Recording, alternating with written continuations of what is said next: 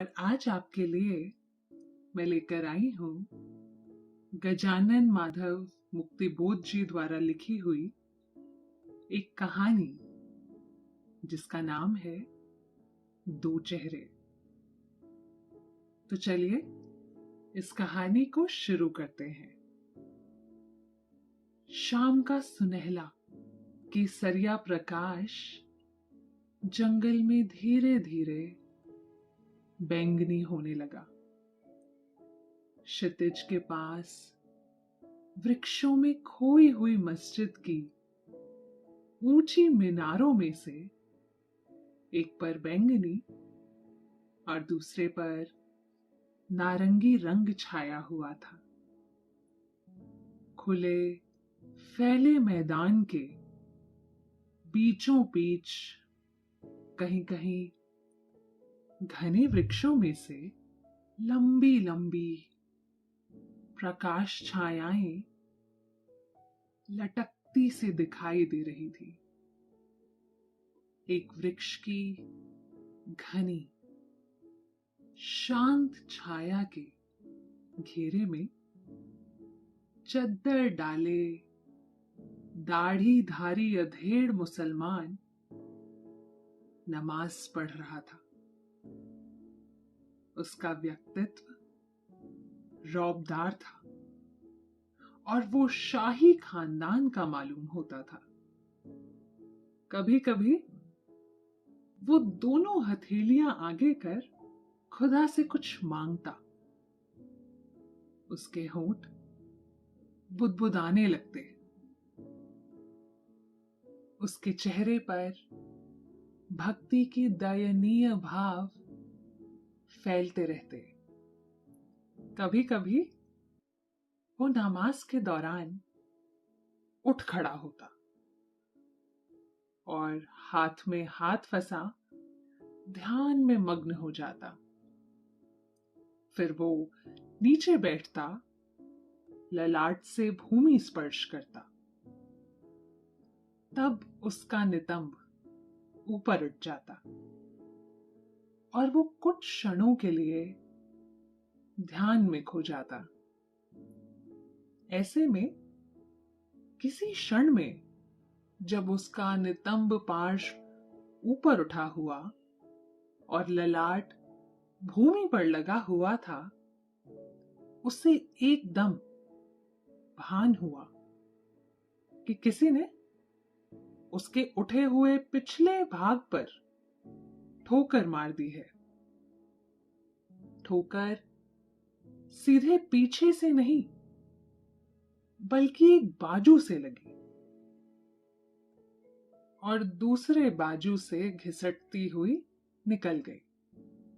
उसका ध्यान टूटा और वो गौर से देखने लगा कि किसने उसे इतनी बेमुरव्वती से ठोकर मारी। उसको दिखाई दिया कि लगभग 50 गज के फासले पर एक नौजवान लड़की के साथ बातचीत करता हुआ आगे बढ़ रहा था। दिखाई दे रहा था लड़की का आधा चेहरा, खूबसूरत सा, और उसका रंगीन आंचल हवा में उड़ रहा था। अधेड़ मुसलमान ने भौहे से कोड़कर जब उन दोनों को देखा तो ताड़ गया कि वे प्रेमी प्रेमिका हैं। इस ख्याल में वो और ज्यादा उत्तेजित हुआ और उसी क्षोभ में उसने चीख कर पुकारा, अबे ओ, इधर आओ। पुकार सुनकर वे दोनों ठहर गए और पीछे मुड़कर उन्होंने दूर एक तमतमाया रौबदार चेहरा देखा। भय, आतंक तथा विघ्न की आशंका से ग्रस्त होकर वे क्षण भर खड़े रहे, फिर लौट पड़े।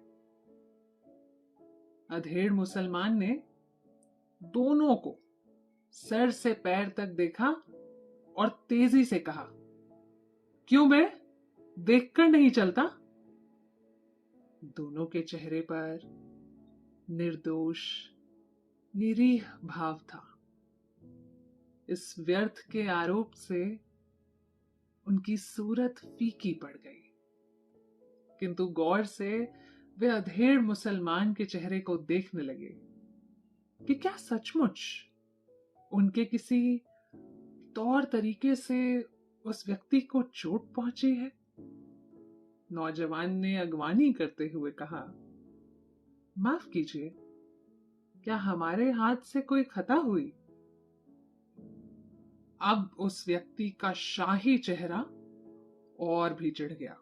उसने चिड़चिड़ा कर कहा, जानते हो कौन हूं मैं?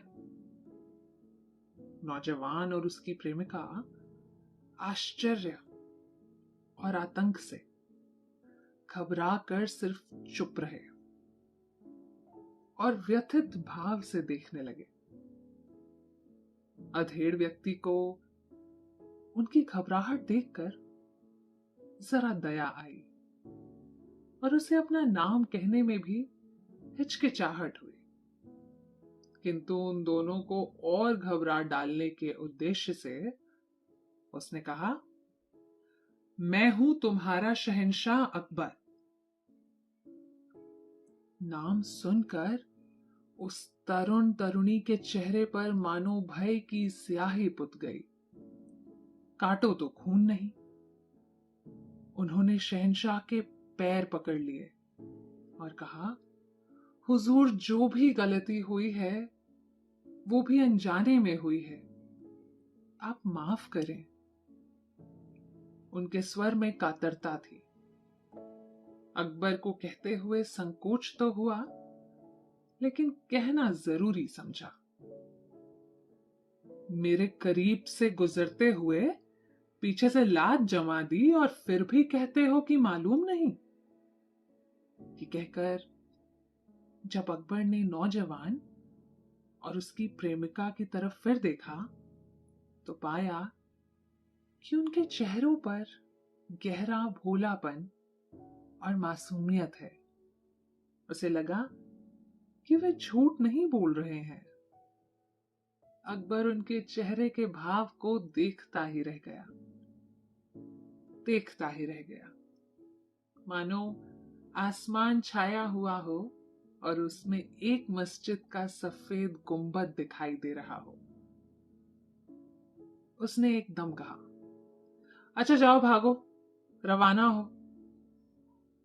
और तब अकबर ने पश्चिम की तरफ के आसमान की ओर फिर से मुंह करके जब रंगीन धूप को देखा तो उसकी आंखों के सामने वो दोनों मासूम भोले चेहरे फिर से खिल उठे।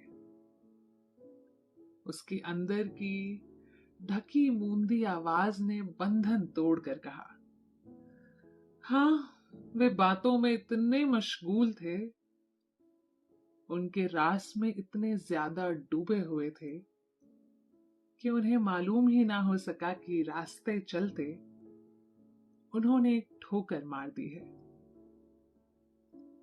अकबर ने आंखें मूंद ली, ललाट जमीन पर टेककर खुदा से कहने लगा, या परवरदिगार, वे दोनों इश्क में इतने डूबे हुए हैं कि वे इस दुनिया में ही नहीं रहे। लेकिन अभागा मैं तेरी इबादत में होते हुए भी, तेरा ध्यान करते हुए भी दुनिया में जमा रहा। मैं अपने को भूल ना सका। खुदा, मुझे माफ कर। जब अकबर ने ललाट जमीन से फिर उठाया तो उसकी आंखें गीलेपन में चमक रही थी, लेकिन उसके चेहरे पर संध्या का हल्का केसरी प्रकाश चमक रहा था। तो ये थी आज की कहानी। आशा है आपको अच्छी लगी होगी।